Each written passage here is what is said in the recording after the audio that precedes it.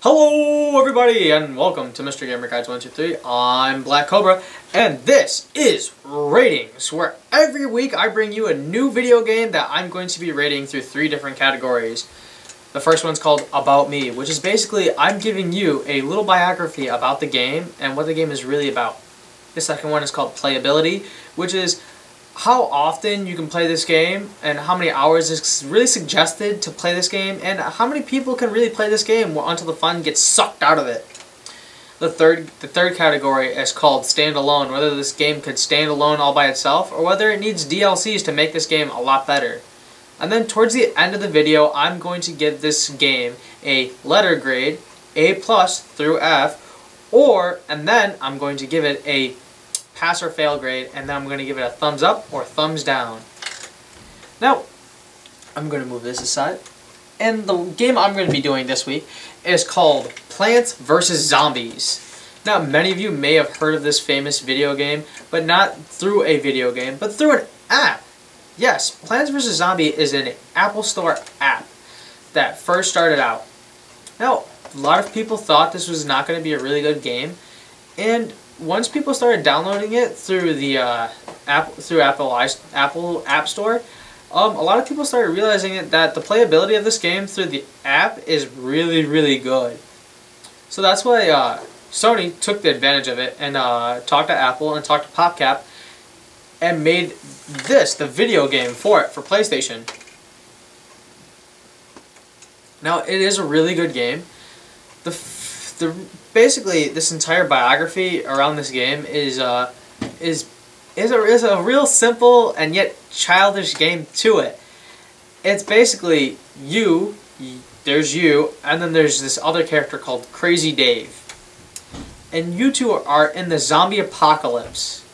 Now, these zombies, of course, want to eat your brains, but that doesn't happen so much unless you let it happen. You still have a last line of defense, but it's not you and Crazy Dave that are stopping the zombies. It's your plants. Yeah, your plants. There are different plants that you can plant throughout this entire game, and other plants that you gain throughout this entire game that help you defend your house from the zombies coming in through your backyard, your swimming pool, through your roof, through your front yard, or just coming at you at night. And basically, that's the entire game, is you surviving through the zombie apocalypse through your plants. And developing different strategies accordingly, because these zombies aren't just regular zombies, they're different zombies that have like protective gear like football gear, cones, buckets on their heads, and stuff like that. But yeah, this game is a pretty good game. The second category, playability. Single player and multiplayer. Single player, this is basically just like a Mario basically like a Mario feel to it. You're gonna go through one game, you're gonna go through one level thinking it's really simple, and towards the beginning you'll think it's really simple, and then towards the middle you'll see it starts to get challenging, and then towards the end you'll notice it gets really, really hard. And that's basically to test your mental sharpness and your strategic ability. Multiplayer is basically the same feel. There's you and your friend, and you have to plan your strategies accordingly to stop these zombies. And it's a really fun game because it makes you talk to your partner, because usually most games don't really involve you talking to them. It's basically you trash talking. This game actually makes you talk to your friend and develop some kind of strategy based upon Plants vs. Zombies. Basically plan it accordingly to the level. Yeah, you can definitely play this game hours on end, and you could possibly beat the game within one sitting if you get that addicted to it. Then the third category, which is standalone. This game definitely stands all by itself. This game absolutely has no DLCs, and it's still really fun to play. I do suggest that PopCap does make DLCs for it, like different like themes, and like you could do Plants vs. Zombies 2 into a DLC. Just have the disc and have like a downloadable content that transforms it from Plants vs. Zombies to Plants vs. Zombies 2 around time. Because I really do believe that this game could be a lot better if there were DLCs available to it. Now, finally, the letter grade and the pass-fail. Ooh, this is a good part. Plants vs. Zombie gets a B+ again. Gets a B+.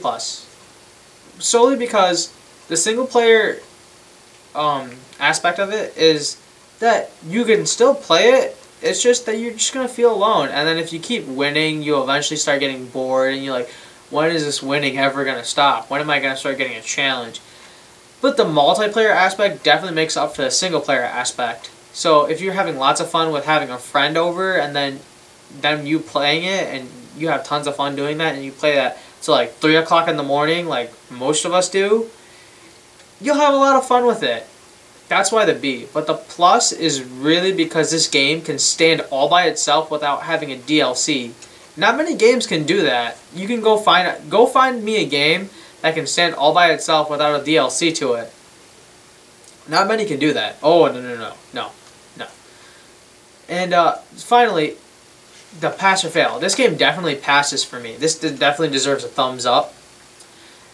And that's pretty much it. Please comment, rate, and subscribe to our channel, Mr. Gamer Guides 123, and there'll be new videos every week with a new and improved video game. If you guys even do feel compelled to share or comment a different video game that I should do, feel free to do that. Just comment down below this video, and just comment a video game that you want me to review. All right, this is Black Cobra, and this is Mr. Gamer Guides 123 signing off.